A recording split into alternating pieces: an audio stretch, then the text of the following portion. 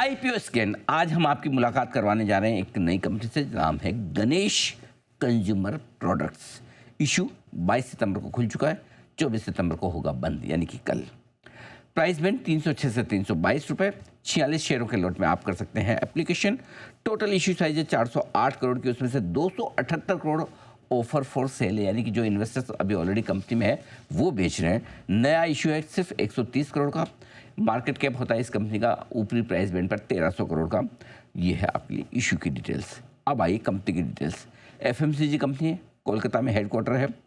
Ganesh brand से इनके products बनते हैं और नॉर्थ ईस्ट में वहीं पर ज़्यादा कारोबार है। पैकेज आटा, मैदा, सूजी, दलिया जैसे प्रोडक्ट कंपनी बनाती है। और आइए थोड़ी ज़्यादा जानकारी लेते हैं कंपनी के चेयरपर्सन और मैनेजिंग डायरेक्टर मनीष मीमानी साहब हमारे साथ कार्यक्रम में हो रहे हैं शामिल। मीमानी साहब, गुड मॉर्निंग, बहुत बहुत स्वागत है आपका। धन्यवाद हमें समय देने के लिए। सबसे पहले तो समझाएं सर, गणेश कंज्यूमर प्रोडक्ट्स किस तरह के प्रोडक्ट बनाती, क्या कामकाज है, आपका बिजनेस मॉडल क्या है, समझाएं सर। अनिल जी, नमस्कार। Thank you for giving us a chance. Thank you sir.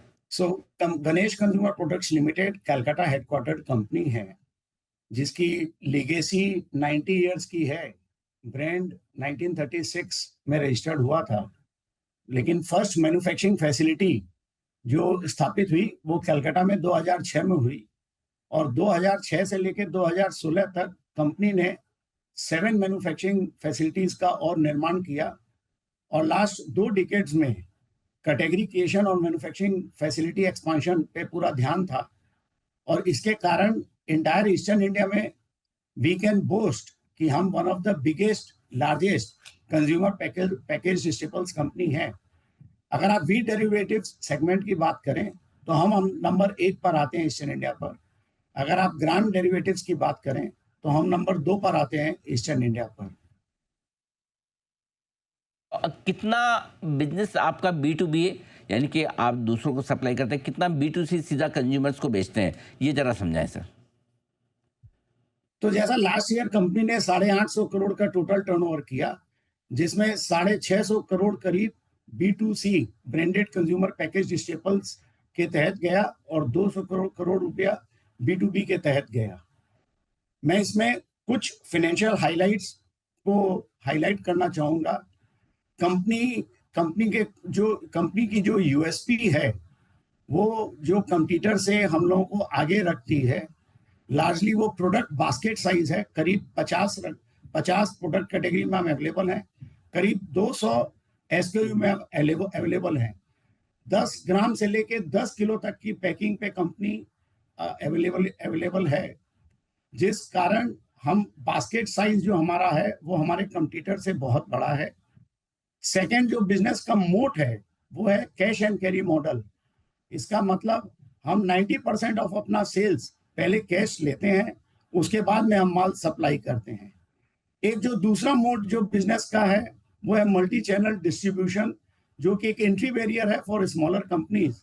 Entire eastern India में with a family of 900 distributors और करीब 28 CNF लोकेशंस के द्वारा हम ये पूरी सप्लाई ईस्टर्न इंडिया में करते हैं, जो कंपनी को 2 चीज में मदद करती है। एक तो किसी भी ईस्ट इंडिया में कोई भी रिमोट पार्ट में कंपनी 24 से 48 घंटा में सप्लाई करने की स्थिति में है, और फ्रेशनेस जिसको कंपनी मद्देनजर रखती है वो भी हेल्प करती है। ये बताएं सर कि वैसे तो ज़्यादातर आपका बिजनेस पश्चिम बंगाल से आता है, B2C सेगमेंट का 93% है। और आमतौर पर पश्चिम बंगाल को लेकर लोगों के मन में, निवेशकों के मन में थोड़ा डर रहता है कि वो इन्वेस्टर फ्रेंडली, बिजनेस फ्रेंडली नहीं माने जाते हैं। इस रिस्क को कैसे कम करेंगे आप?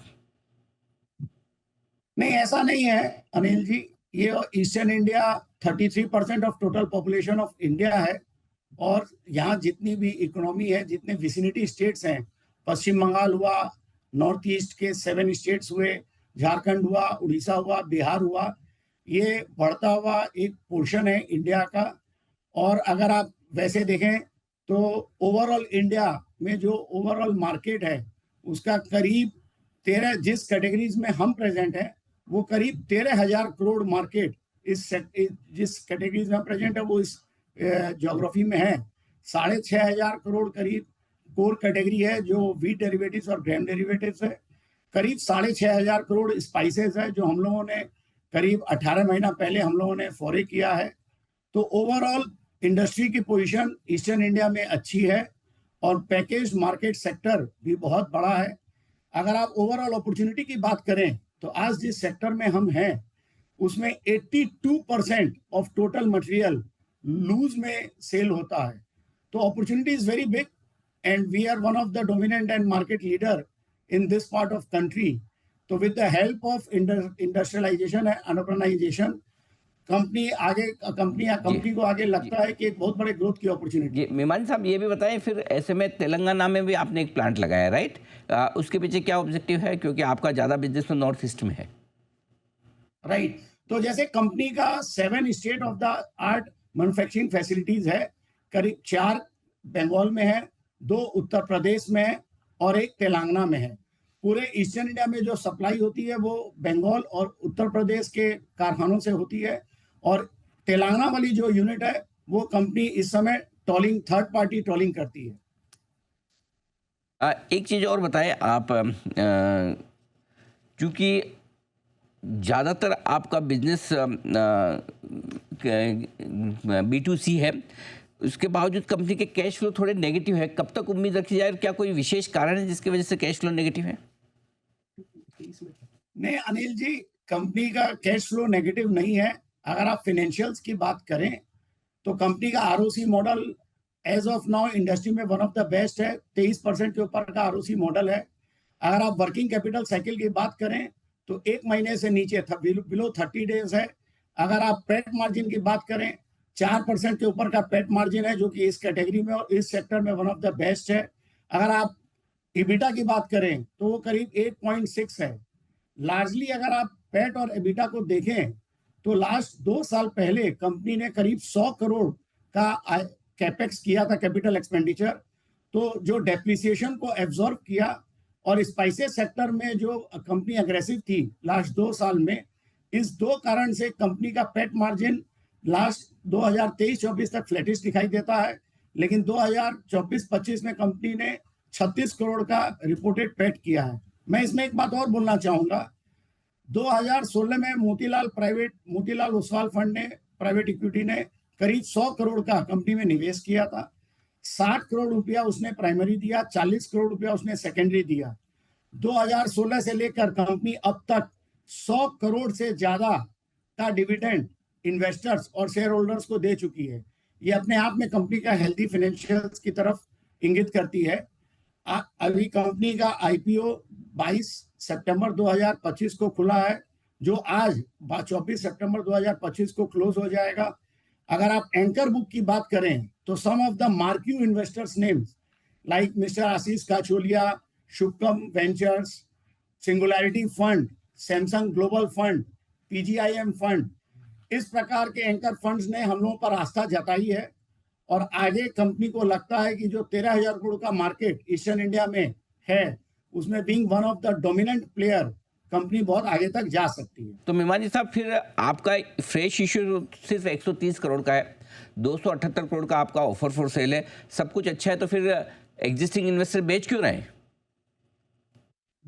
Very valid question Anil ji. आप इस बात को अप्रिशिएट करेंगे, जैसा मैंने कहा मोतीलाल प्राइवेट इक्विटी ने सन 2016 में 100 करोड़ इन्वेस्ट किया था और हर कैपिटल फंड की एक लाइफ साइकिल होती है। उस लाइफ साइकिल के तहत जो एग्जिस्टिंग इन्वेस्टर हैं मोतीलाल प्राइवेट इक्विटी, वो अब उस साइकिल से बाहर आ रहे हैं, लेकिन उनका पथ प्रदर्शन हमारे साथ में चलता रहेगा और जो नए मार्क्यू इन्वेस्टर्स अब यहाँ से कंपनी में आ रहे हैं वो next phase of growth company में वो मदद करेंगे। मेमानी साहब, एक और सवाल है कि आपकी एक तो कंपनी है मिमामी एग्रो प्रोडक्ट्स और दूसरी गणपति टेस्टी फूड, क्या दोनों सिमिलर काइंड ऑफ बिजनेस में है जिसमें गणेश कंज्यूमर है? क्या किसी तरह का कॉन्फ्लिक्ट ऑफ इंटरेस्ट ये है या दोनों अलग अलग तरह के बिजनेस है? ये समझाइए। नहीं, ये दोनों कंपनी है जिसका आपने नाम लिया, ये मेरे ब्रदर की कंपनी है। हम दोनों पीसफुल सेटलमेंट तहत 2014 में अलग अलग बिजनेस इंटरेस्ट को परसू कर रहे हैं और मेरे ब्रदर का गणेश कंज्यूमर प्रोडक्ट्स लिमिटेड जिस कैटेगरी में है वो उस कैटेगरी में ऑपरेट नहीं करती है, मेमानी एग्रो और गणपति टेस्टी, और वो अपने B2B बिजनेस मॉडल को ऑपरेट करती है।